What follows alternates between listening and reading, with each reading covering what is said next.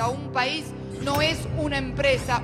Le he pedido a Alberto Fernández que encabece la fórmula que integraremos juntos. Inmediatamente le dije que sí. ¡No se inunda más! Nunca más me voy a pelear con Cristina. No a los malos de antes y no a los malos de ahora. Son los dos horribles. La pindonga, el chuflito. Macri, Vidal Heidi, Vidal no es nada original.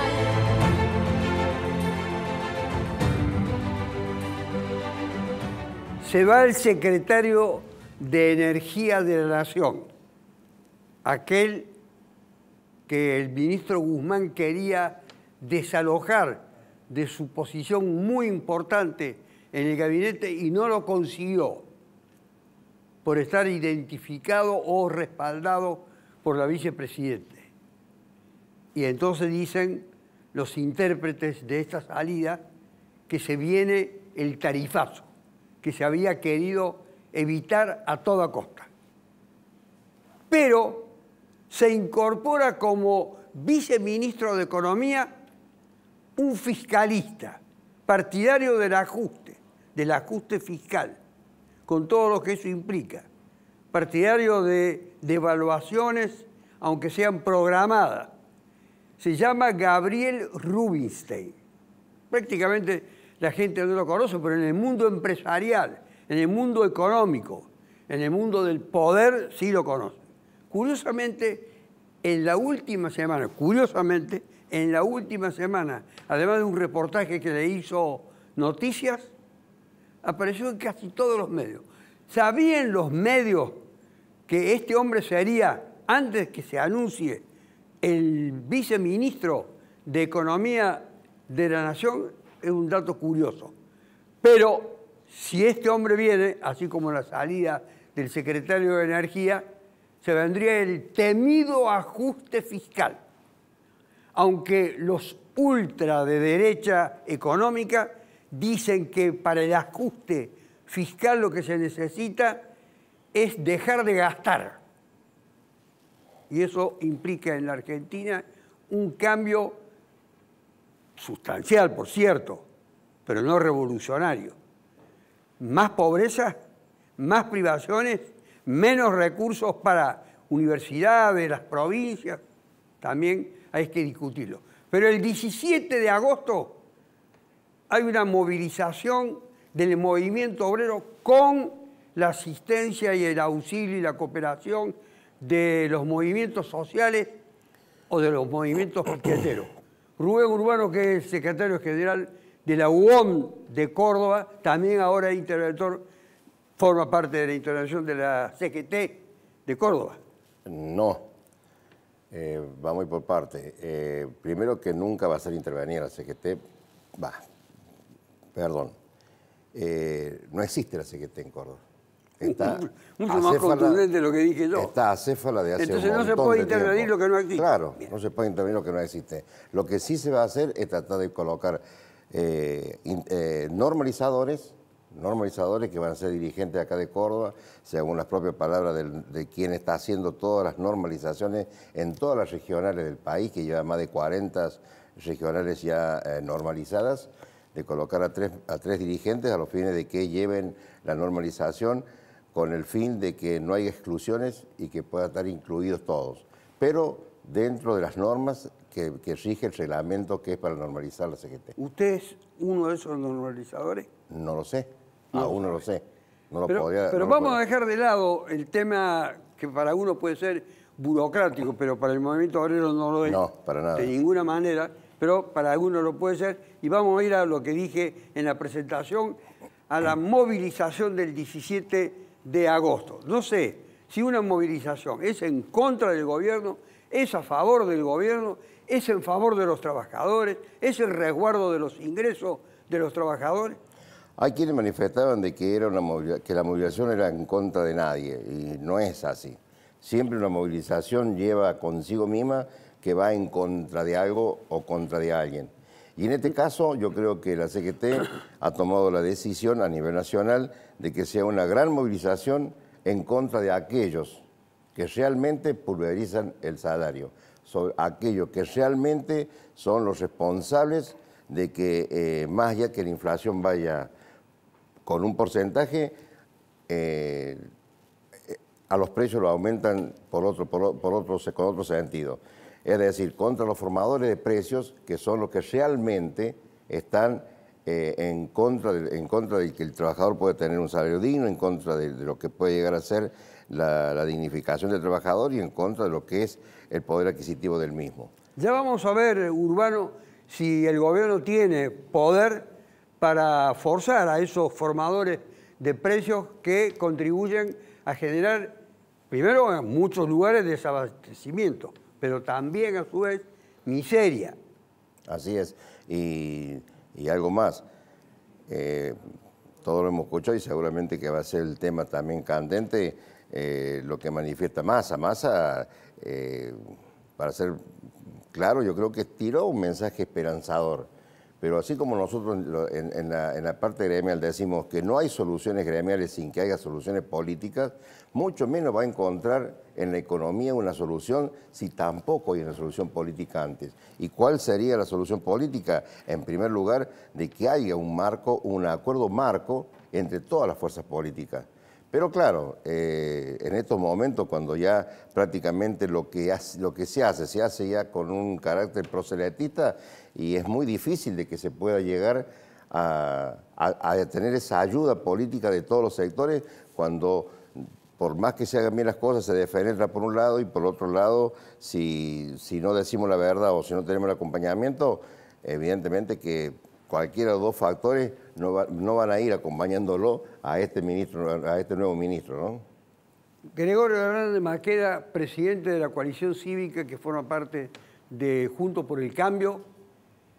Su jefa política, ¿la puedo llamar así a Elisa Carrió? Sí, sí. ¿No le interesa que tenga una jefatura femenina? Para nada. Para nada. Porque es una jefatura política. Siempre son mujeres las jefas. ¿Siempre? Sí. Es un acto de consideración muy bueno en esta época de gran predominio y de reivindicación de los derechos de las mujeres. Pero no es el tema femenino el que me interesa en cuanto a la cita de Carrió, porque viene a consideración de lo que acaba de decir Urbano, mencionándolo a quien generaría supuestamente un cuadro de esperanza que es Massa. Preguntaba Carrió, dijo con esa astucia que tiene, a mí me desagrada profundamente su jefa política, se lo digo, sabe que me desagrada, pero debo destacar que en esto fue muy astuta. Cuando le preguntaron, mirando para otro lado y aprovechándose de la ignorancia periodística, dijo Belcebú. Belcebú es el nombre, uno de los nombres que tiene Satanás. Para usted, Massa, ¿es Satanás? Sergio Massa representa... O Belcebú, si quiere. Sergio Massa representa todo lo contrario a lo que nosotros representamos. Sergio Massa es un político sin convicciones, es un político que hace de la demagogia, de decirle a la gente lo que la gente quiere escuchar, que no tiene ningún apego por la verdad, que no tiene ningún valor y que es un gran representante de las corporaciones. Su jefe no es el pueblo, su jefe es Daniel Vila, presidente del Grupo América, su jefe es Alejandro Bulgeroni de Pan American Energy, su jefe es Jorge Brito del Banco Macro, su jefe es José Luis Manzano. Es decir, Sergio Massa construyó su carrera política en base a repartir y devolver favores a los grandes empresarios prebendarios que viven de privilegios por parte del Estado, es decir, que no son auténticos empresarios que generan riqueza en el sentido estricto del término. Con lo cual fue anti-K, después fue K, fue de la UCD, después fue del peronismo, es decir, es una persona en la cual no se puede confiar. Yo creo que es un manotazo de ahogado de Cristina, es la última carta, porque el Frente de Todos es un gran fracaso. Las ideas que representan son las ideas que nos han llevado a la ruina al país, las ideas del estatismo, las ideas de una Argentina para pocos y de privilegiados, las ideas de gastar lo que no se tiene, la idea de que al dinero lo genera el Estado y no el emprendedor y la iniciativa privada, y sobre todo un país sin institucionalidad. Quiero darte, Carlos, un ejemplo. Sergio Massa estaba en el Congreso todavía en su último día como diputado y dice que él va a volver en tanto ministro al Congreso para discutir leyes en el ámbito donde se deben discutir las leyes, que es en el Congreso, donde está representada la totalidad de la población. ¿Qué hizo al día siguiente? Se puso la camiseta del Ejecutivo, cruzó hasta la Plaza Rosada, hasta la Casa Rosada, y dijo que iba a anunciar el dictado de decretos de necesidad y urgencia, que básicamente le niegan al Congreso su atribución principal, que es la de dictar las leyes, con lo cual vemos que es un gobierno que no cree en la República, que no cree en la Constitución, que no cree en la separación de poderes, que no cree en que la soberanía radique en el pueblo, y eso solo nos puede llevar al fracaso y a pasar del 50% de pobres que tenemos hoy, probablemente al 60 o al 70. Para Nicolás Alessio, que ha pasado por el sacerdocio, siempre lo destaco a eso de la Iglesia Católica Apostólica Romana, que es un luchador social, pertenece, está identificado con el Frente de Todos. Entre la esperanza que dice Urbano que representa Massa y esta caracterización tremenda que acaba de hacer Gregorio Hernández Maqueda. Tremenda, pero no es cierta. Dijo muchas cosas que son ciertamente mentiras. Pero bueno, no es el momento ahora de polemizar. Me encanta que el 17 haya una marcha, espero que no se levante, espero que sea contundente. Agosto es un mes especial para marchar, es un mes especial para que el pueblo esté en la calle. Porque hay mucho viento. Porque hay viento y empuja, pero no, mira, el 4 de agosto ayer lo mataron a Angelelli, lo asesinaron. ¿Quiénes lo asesinan? La mano armada fue la dictadura, fueron los militares, pero la mano económica y política atrás, el neoliberalismo que apoya el PRO, que apoya a Macri, que apoya a Lilita, aunque Lilita es cristiana, muy mal se dijo Belcebú a Massa, eso no es cristiano, en fin, Lilita también ha tenido derroteros. Así le dijo Belcebú. Bueno, no, terrible. Lilita ha tenido también derroteros muy confusos, ¿no?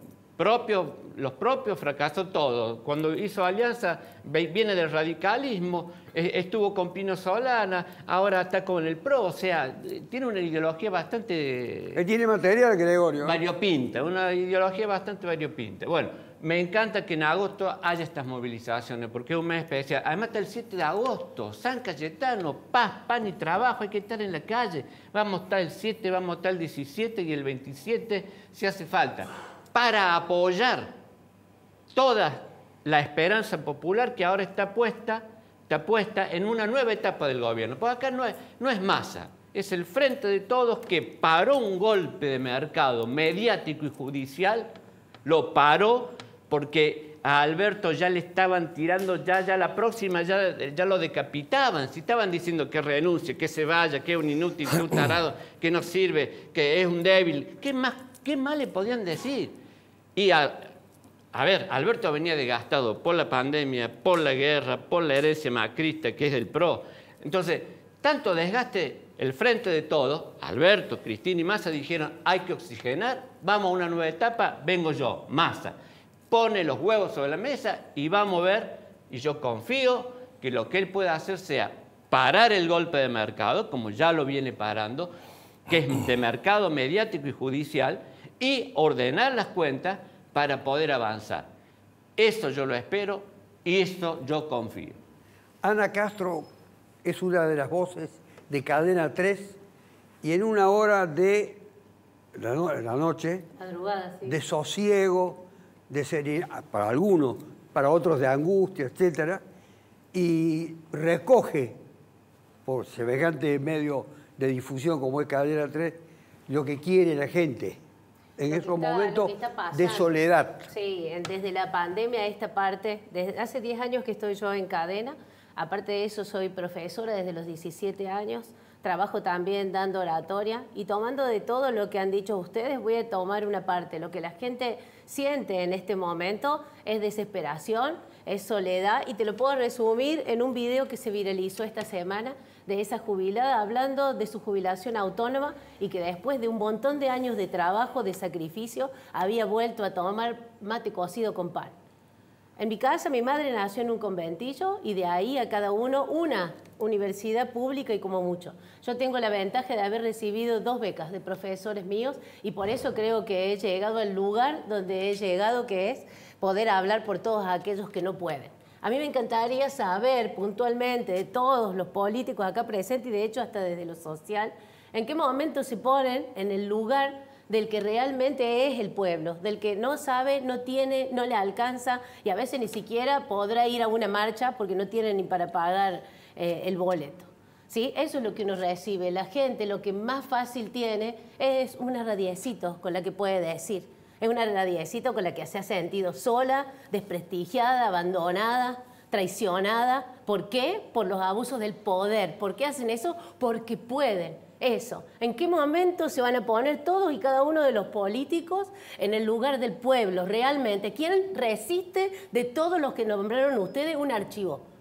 ¿Quién lo resiste? Para poder saber quién desde que comenzó se puso la bandera del pueblo, la defendió y realmente pensó en una política educativa, en una política productiva, en las ganas de hacer las cosas y en la gente que tendrían que estar defendiendo. Vergüenza les debería dar a todos. Yo soy apolítica y en un medio que tiene mucha inclinación partidaria. Jamás se me ha pedido a mí que diga, ni haga, ni nada. A mí, el dueño de mi radio en ese momento, mi director artístico, me dijo, vos sé feliz, vos sé vos. Y esto soy yo, una persona que escucha, que sabe lo que está pensando el pueblo y que muchas veces en la pandemia yo estuve vendiendo escabeche en los kioscos para salir adelante. Entonces, si una persona como yo, con 3 carreras, y dando clases de oratoria, armado de discurso, preparando políticos, no le alcanzó que me vengan a explicar quiénes que van a hablar de colectivos, que van a hablar de pueblos, que van a hablar de comida. Si alguna vez repartieron comidas en ese momento en el Paicor o repartieron bolsones porque la gente no tiene. La gente pide porque no tiene. La gente está desesperada. Y creo yo en lo que dijo él, que si no se reúnen todos para hacer algo, se va todo, pero para cualquier lado. Y a nadie le importa.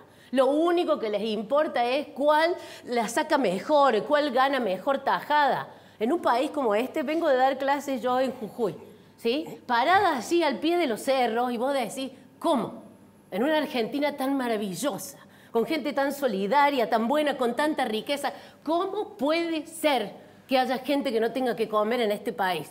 Respóndanme los políticos, porque yo soy docente, y mi trabajo lo hago y hay alumnos acá. Entonces los políticos que me expliquen a mí en qué momento se van a poner los pantalones, van a dejar de competir entre ustedes y van a trabajar para el pueblo. Urbano es un dirigente gremial, no es un político en el sentido clásico de la expresión, claro, como dirigente sí, político. es una generalidad. Ha hecho una definición sobre lo que usted llamó esperanza, Gregorio Hernández Maqueda, que es el presidente, el más joven de los dirigentes de Córdoba, de la política. Sí, en principio me parece bárbaro que haya dirigentes jóvenes, porque evidentemente la política necesita eso, de que haya jóvenes.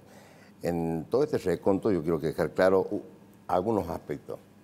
Nadie está diciendo, es más, lo dijo el propio Massa, no es ni mago, no es esto ni lo otro. Bueno, lo calificó como lo calificó Lilita Carrió, pero ya estamos acostumbrados, o sea, esas calificaciones o esas defenestraciones que ella hace como si... por ahí habla inclusive del movimiento junto por el Cambio, como si no hubiese pertenecido nunca como si no hubiese pertenecido nunca a la Alianza, que nos llevó en el 2001 a las muertes de gente inclusive. Ella fue también responsable de todo eso que les pasó, no vamos a decir que fue únicamente la Rúa.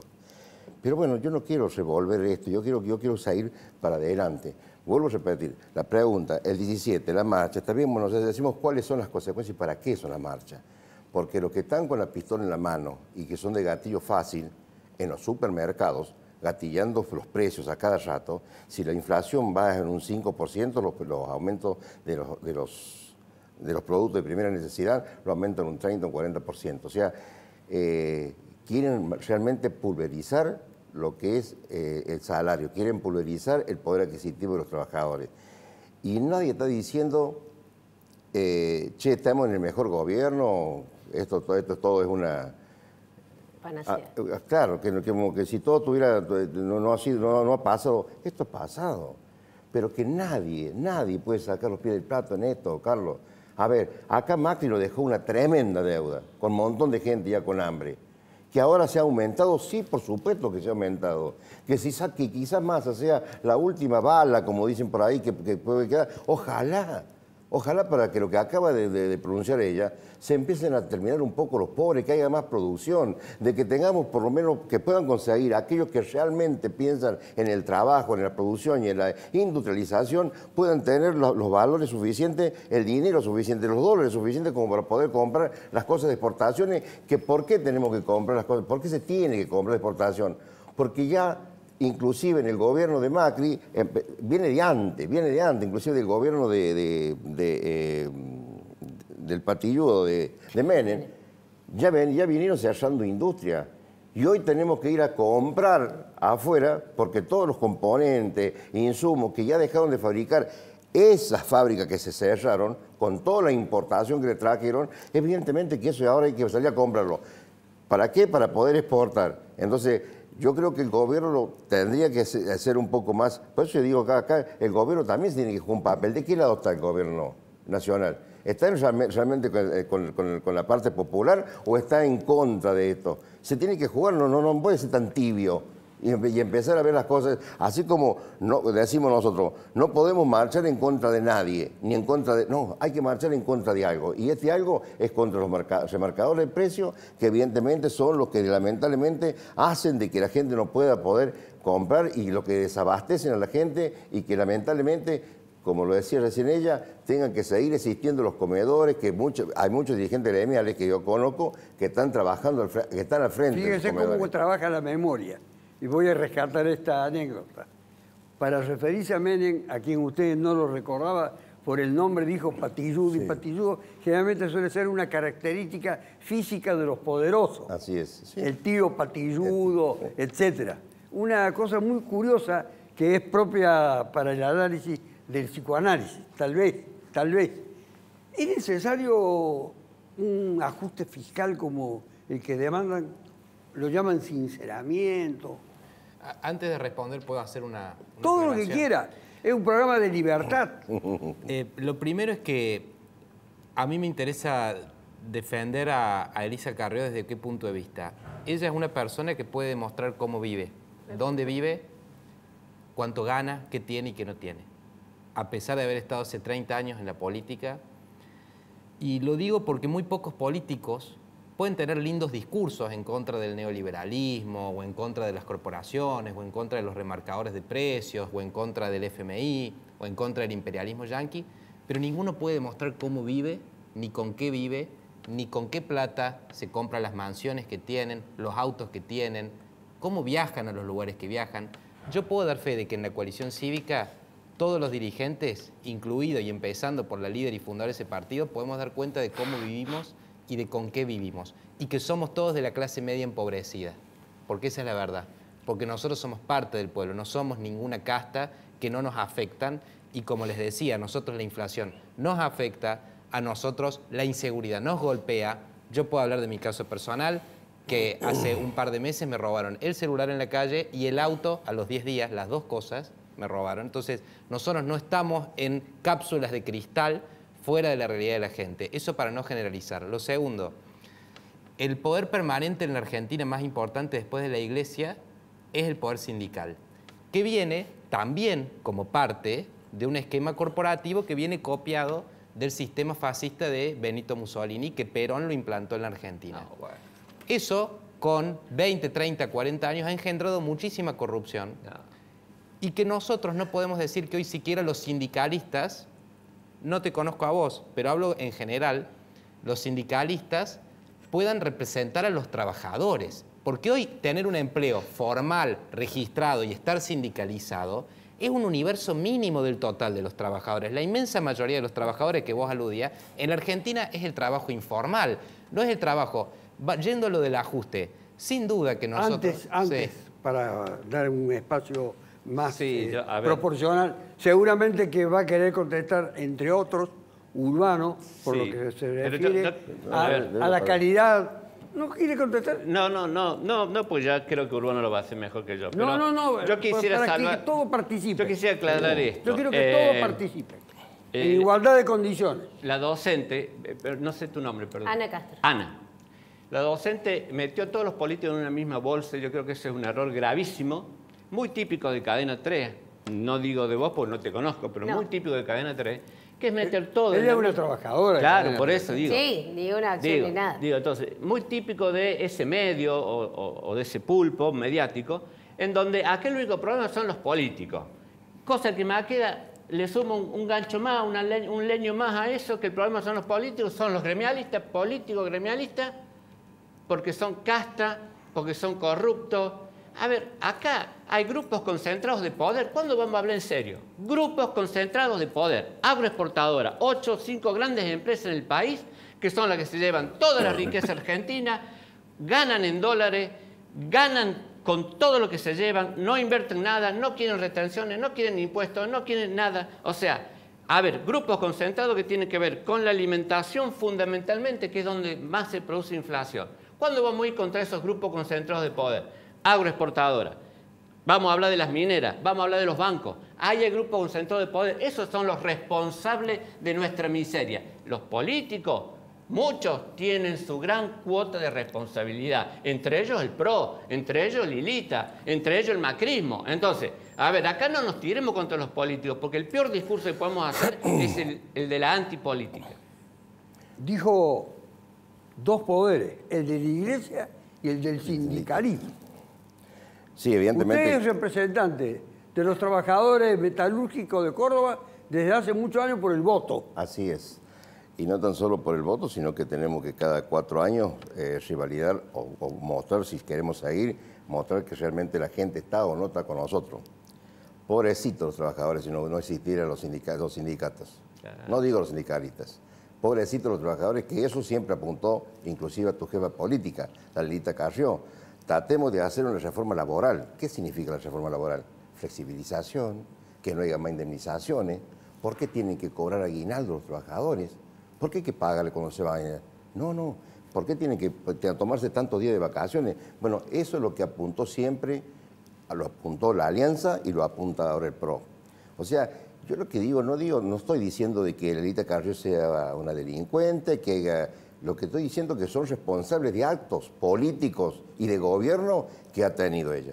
Estoy diciendo lo que pasó en el 2001, responsable era ella. Ahora, si se quiere sacar los pies del plato y ahora desconocer, como hay algunos que ahora también dicen, yo no soy de Frente del Todo, como lo dicen algunos, ella formó parte del PRO, que también no le supo decir a su jefe político a dónde puso la cantidad de millones de dólares que sacó afuera y que nunca que lo dejó con esa deuda, inclusive a todos nosotros. Y en segundo lugar, yo creo que tenemos que ser respetuosos cuando hablamos de la Iglesia, porque realmente, si no existiera la Iglesia tampoco, ya hay montones de guerras, como esta que está pasando ahora, hubiesen pasado hace rato, si no hubiesen santificado, pontificado y haber un poco de salvaguardar un poco todo ese tipo de cosas. Gregorio, yo te voy a dar después la palabra por el tema del ajuste, que me parece indispensable. ¿Qué recoge usted de sus oyentes? Eso es lo que me interesa a mí. ¿O es lo que dijo una condena? Lo que dije es parte, lo que dijo no dije es solamente políticos corruptos, al que le entre el soquete que se lo ponga, y el que no, y el que trabaja que los mandaste todos en la puntualmente, misma bolsa y empezaste a decir que hagan algo. Bueno, a ver, ¿y sí? estamos para haciendo eso los elegimos. y los políticos están trabajando. Vos pensás pero que usted se no están sabe que yo rascando lo conozco, pero toda su trayectoria. De hecho, es el tío de una de mis mejores amigos, sé muy bien todo lo que no se están rascando los políticos. A ver, seamos cuidadosos. Que complete, Alessio. Sí, perdón. Que complete. Le voy a dar un simple ejemplo. Me pregunta a mí, ¿cómo van las obras en lo que hacen o a nivel caminos, lo que están haciendo en la municipalidad, lo que están haciendo en la provincia? Todo lo que es de obras y se crea y se modifica y es para bien, se ve bien. ¿Cuántas veces? Rompen el agua, listo, a la media cuadra lo vuelven. Rompen el gas para hacer lo mismo. ¿Alguna vez van a trabajar todos juntos para que sobre una misma obra no tengan que volverse 30 veces sobre lo mismo? Eso que le estoy diciendo, aplíquelo a la generalidad. Si trabajaran unidos, cuando algo en un equipo a alguien le pasa algo, significa que a mucho más le pasa. Pasa que cada uno están en sus burbujitas. Y hasta ustedes tres, que son de diferentes lugares, ya estamos buscando la diferencia, ¿no? Cómo podemos trabajar todos juntos para mejorar. Estamos tratando de llevar a partes históricas, ver qué acuerdan con qué no. También soy docente, ¿sí? Hace 23 años que pertenezco a la UPC, ¿sí? Por lo cual también tengo un sindicato. Y cada vez que tenemos que ir a las paritarias, votamos una cosa y se termina aprobando otra. ¿Por qué? Lo dejo a su criterio que se termina poniendo de manifiesto. Vamos al corte. Cuando vuelva, quiero saber tu opinión sobre el ajuste y las consecuencias que pueden derivarse a partir de este cambio. Estamos el día viernes grabando esta hora. No sé si estará ya definitivamente consagrado el sustituto del secretario de Energía, que es una pieza clave, resistente para el cambio de las tarifas. Ya volvemos. Y no a los malos.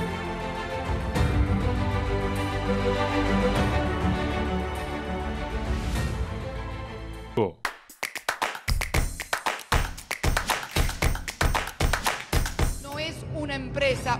Le he pedido a Alberto Fernández que encabece la fórmula. Ajuste fiscal, Gregorio, para muchos significa suprimir prácticamente, suprimir y reducir planes sociales. No hay que demonizar determinadas palabras, porque no nos permite entender el problema. El problema que tenemos es que hoy somos un país pobre, inmensamente pobre. ¿Qué es lo opuesto a la pobreza? La riqueza. ¿Cómo se genera riqueza? Ese es el desafío que tenemos. ¿Y qué es lo que primero que tenemos que hacer? Es blanquear, sincerar la situación. Como en una casa, vos no podés gastar más de lo que tenés. Si tenés que cortar la tarjeta de crédito, la cortás. Si tenés que cortar los gastos superfluos, los cortás. Y duele, vaya si no duele. Duele, duele, duele enfrentar la realidad de que no somos ese país rico que nos seguimos diciendo nosotros que somos. Somos un país que vive y padece ese infierno que es la pobreza, con gente que se muere porque no puede comprar los remedios, pero con un discurso, con un relato de que somos un país rico porque tenemos las mejores leyes y porque los derechos constitucionales y el acceso a la salud y el acceso a la educación y la universidad pública y gratuita y levantemos la bandera y después vemos la realidad de qué pasa con los profesionales que no pueden trabajar de lo que estudiaron. Entonces, concretamente, lo que tenemos que hacer es reformar el sistema sindical y acá quiero hacer una aclaración, yo soy católico y amo la Iglesia Católica. Pero yo hice una descripción de cuáles son los poderes permanentes en la Argentina. Y hay dos modelos sindicales básicamente en todo el mundo, y hay uno que yo creo que es el errado, que es el que nos lleva a tener monopolio del poder en un puñado de sindicalistas que efectivamente defienden los derechos de sus afiliados y que lo hacen muy bien, pero en detrimento de todo un universo de trabajadores informales, precarizados, que no tienen ni aguinaldo, ni sueldo, cobran el 1 o el 2 a fin de mes, ni vacaciones pagas, ni recibo de sueldo, ni aportes jubilatorios. Entonces, hay que hacer una reforma tributaria, eliminar los impuestos injustos, distorsivos o regresivos, bajar el resto de los impuestos, terminar con el cierre a la exportación de carne y esta locura de que los de afuera son enemigos nuestros que nos quitan nuestro trabajo, terminar el mito del industrialismo y del proteccionismo, abrirnos al mundo, hacer la reforma laboral para que todos podamos estar en blanco, que tengamos que aportar menos, pero todos podamos, y así los jóvenes se van a dejar de ir del país, porque, a ver, Carlos, el voto con los pies es el voto que cuenta. Los jóvenes que pueden se están yendo del país porque acá no tienen oportunidades de hacer su Gregorio, propio, su un pequeño dirigente trabajo. uruguayo ha dicho ayer que la Argentina es un país muy rico, que el problema que tienen los argentinos, ¿sabes cuál es? Los argentinos. Bueno, y el robo y la corrupción. Terrible la definición. Pero a lo que voy, la riqueza que se genera en la inmensa mayoría por la falta de institucionalidad, de controles, se la roban. Y esos son los que no pueden explicar las declaraciones juradas, como empezando por la vicepresidenta de la Nación, que no le cierran las declaraciones juradas porque es una gran delincuente y que probablemente termine presa ahora. De los luchadores sociales y de un dirigente sindical. De este país pobre se han fugado miles de millones de dólares, que hay un proyecto de ley para ver ahora cómo los traemos, cómo hacemos para traerlos y ayudar a pagar la deuda externa. Miles de millones de dólares en este país pobre. En este país pobre, las 4, 5 o 8, no sé cuántas son, agroexportadoras han liquidado cereales por millones de dólares, toda plata que ha ingresado al país. ¿Dónde está ese país pobre? En la corrupción. ¿Sabes dónde está ese país pobre? En los barrios. Pero en esos grupos de poder, a ver si lo entendés. En los hoteles de Vos sos un Cristina. tipo joven, tenés que pensar. No, Cristina, no me hables de Cristina, no quiero hablar de Cristina. Vos sos un tipo joven, tenés que pensarlo. Recién hiciste el mismo discurso que Menem. Hay que abrirse el mundo, hay que sacar las leyes laborales, hay que, por poco no decir que privatizar, no sé, Sí. que ya no queda nada para entregar. El mismo discurso de los 90, eso fracasó, hermano, eso fracasó. Porque acá no es un país pobre, la riqueza se la llevan unos pocos, ese es el problema, la desigualdad, ese es el problema. La ayuda social Sí. se puede ver resentida, afectada seriamente cada vez que dicen ajuste fiscal. Sí, evidentemente que sí, se va a ver resentida. Ellos van a marchar con Porque ustedes. además tenemos que entender una cosa. Los beneficiarios de la ayuda social van a marchar con ustedes. Sí, yo creo que todo el mundo tiene ganas de marchar contra los que es el marcador Con de los precios, trabajadores contra esos 8, 9 que quieren sindicalizados. ver, que son los que le pulverizan el salario. Pero por ahí pareciera ser de que tenemos ciertas contradicciones al respecto. Este es un país rico, sigue siendo un país rico, pero no es que comparta todo lo que dijo el uruguayo, sino que es cierto, somos nosotros los que no lo podemos mantener esa riqueza y explotar esa riqueza y sacarle un valor agregado a esa riqueza. Un gasoducto que no se terminó y que había que terminarlo, y estamos importando gas, eso está claro eso. Ahora, cada vez que hablan, a ver, de que hay que... Los sindicatos se proveen mucho mejor si hay gente totalmente en blanco, que no haya trabajadores no formales. Y sin embargo acá pues, se fomenta bastante el formalismo. Además, acá el Estado tiene la obligación de asistir, no de convertirse en un país asistencialista permanentemente, como está haciendo ahora y como lo viene siendo hace rato. Guarda que hace rato que lo viene haciendo, no tan solo en este gobierno. Viene haciéndolo hace rato que viene siendo asistencialista. Y ahora, pero siempre queremos ir contra los derechos consagrados de los trabajadores. Siempre hay que hacer una reforma laboral. Si la reforma laboral, tendríamos que decir nosotros, bueno, a ver, trabajemos todos con el mismo sueldo, que sea todo el mismo sueldo, como alguien de izquierda siempre lo manifiesta, ¿y eso va a dar trabajo? No, eso no va a dar trabajo. Cada vez que hubo una reforma laboral, se empobreció mucho más el trabajador. Lo dejaron más allanado para que le puedan echar sin pagarle, lo puedan explotar mucho más todavía, no pagarle las horas extraordinarias. Por eso yo decía recién, gracias a Dios que los sindicatos existen, porque si no existieran los sindicatos, evidentemente que los trabajadores estarían como en el tiempo del patrón Costa, que yo creo que hay algunos que quieren que volvamos a esos tiempos, a esa época, donde recibían los trabajadores latigazos y no recibían jamás una enmienda por lo que estaban trabajando. Entonces yo creo que no tenemos que ser contradictorios en un montón de aspectos. Que estamos mal. Que hay mucha pobreza en el país, lamentablemente eso no se puede discutir. Pero que estamos en un país, que tenemos un país rico, sí, un país rico, que todavía es rico. Para Ana Castro, quiero saber, ¿hay que mantener los planes sociales? Yo creo que hay que revisar un poco más porque hay algunos que quizás no están bien otorgados, pero hay que cuidar a las partes más vulnerables. Todo lo que tiene que ver con niños y todo lo que tiene que ver con ancianos, todo lo que tiene que ver con la medicación, ¿sí? Todo lo que tiene que ver con la comida, porque si no ayudamos a alimentarte a esos niños que tenemos ahora, vamos a tener con el tiempo personas que no van a poder ni siquiera aprender a pensar bien. Entonces, eso es lo que nosotros estamos fundando para el futuro. Entonces, ¿no se está afectando eso, el poder pensar? La que tiene que ver con la comida, la alimentación, el seguimiento, la educación, la alfabetización. Encima de esto, súmele la pandemia. Acordémonos que ya van 3 generaciones sí. de gente que no conoce un trabajo genuino. Sí. Entonces, Sí. Y la alimentación, o sea, comer pan, fideo es lo más barato, es a lo que uno recurre. Hay algunos jugadores de fútbol que se perciben ellos, que provienen de sectores muy humildes, carenciados, que han estado subalimentados. Digo del fútbol porque es el deporte más popular y han sufrido graves accidentes cerebrovasculares, lesiones que no se reparan, que no se terminan por curar como consecuencia de venir de hogares muy privados. A mí me hace gracia, Carlos, que de alguna manera se pretende atribuirme a mí, a Menem, o a nuestro espacio político. Repetiste el discurso. O a nuestro espacio político, porque Menem fue el candidato y el presidente del Partido Justicialista. Quien gobernó los últimos 80 años con más tiempo y con más poder institucional, político y de apoyo corporativo ha sido el peronismo.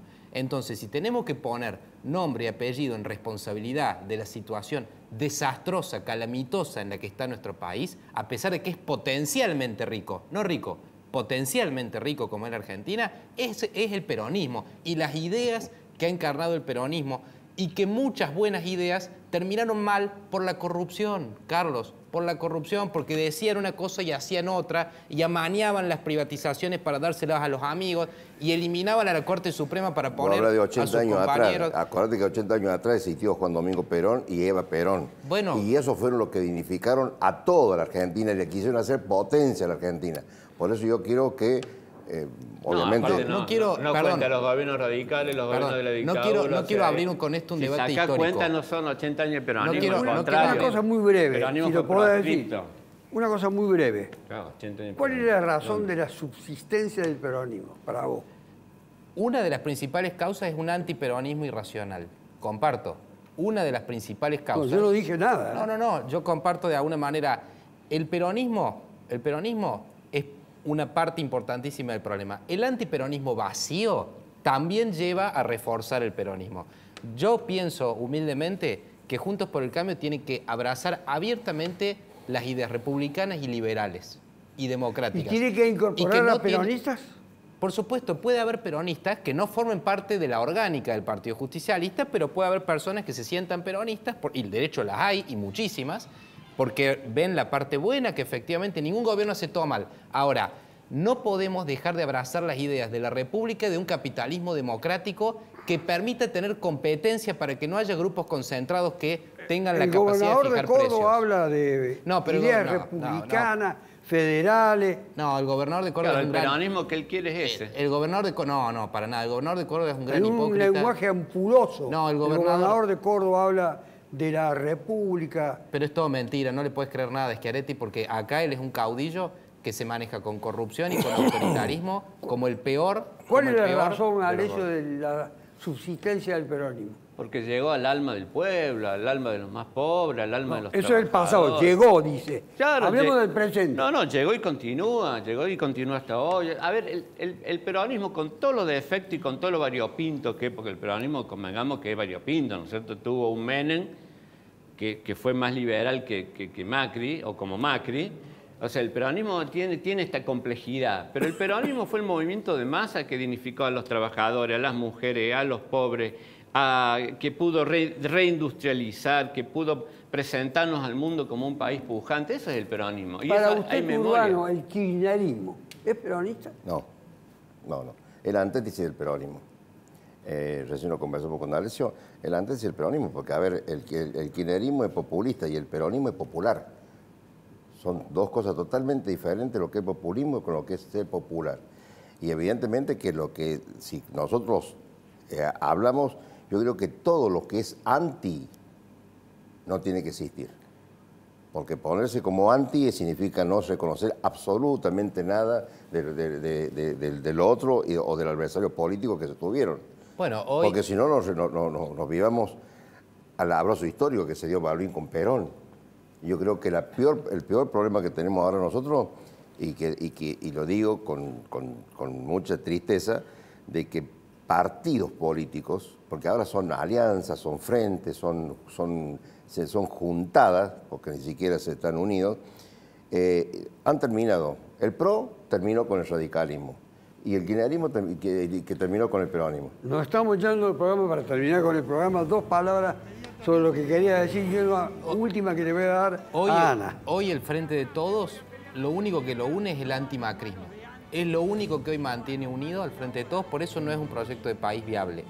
Hoy Juntos por el Cambio está trabajando un programa de gobierno. ¿Qué une a Juntos por el Cambio? Eso es lo que voy. Hoy a Juntos por el Cambio nos abraza el ideal de la Constitución, de la democracia de la República, del capitalismo democrático, las ideas de la libertad. Creo que todas esas ideas van a quedar plasmadas en un programa de gobierno que dentro de un año le puede dar una esperanza. Ana ya dijo lo que quería para el país, cómo deben unirse las fuerzas, etc. ¿Percibe usted que puede haber un cambio en el próximo periodo electoral? Yo creo porque que estamos muy sí, cerca, sí, ¿eh? Yo creo que sí. Creo que lo que me gustaría ahora escuchar son propuestas concretas de cómo se van a hacer las cosas y dejar de escuchar discusiones, historia, determinar un objetivo claro, una misión para nuestro país, pensado en nuestra gente y que todos nuestros representantes, lo mío fue absolutamente a propósito, provocador y para molestar, porque eso es lo que yo quería poner en evidencia. Trabajando todos juntos, ¿sí?, hacia un lugar mejor, yo creo que se puede, pero el objetivo tiene que ser claro y tiene que ser nuestra gente, el pueblo, y empezar a trabajar para ellos, sacando y de acuerdo con algunas cosas de lo que tiene que ver con la corrupción y el robo. Son varias visiones completamente diferentes, todas apuntan a mejorar las condiciones de vida de la gente, pero desde distintas ópticas y distintos postulados. Se va acercando, porque estamos ya trabajando en estas ideas y en estos programas, pero también en las controversias, se va acercando el proceso de las definiciones electorales. Y hay que tener presente la voz de lo que dicen, queremos propuestas. Hasta la próxima. No a los malos de antes y no a los malos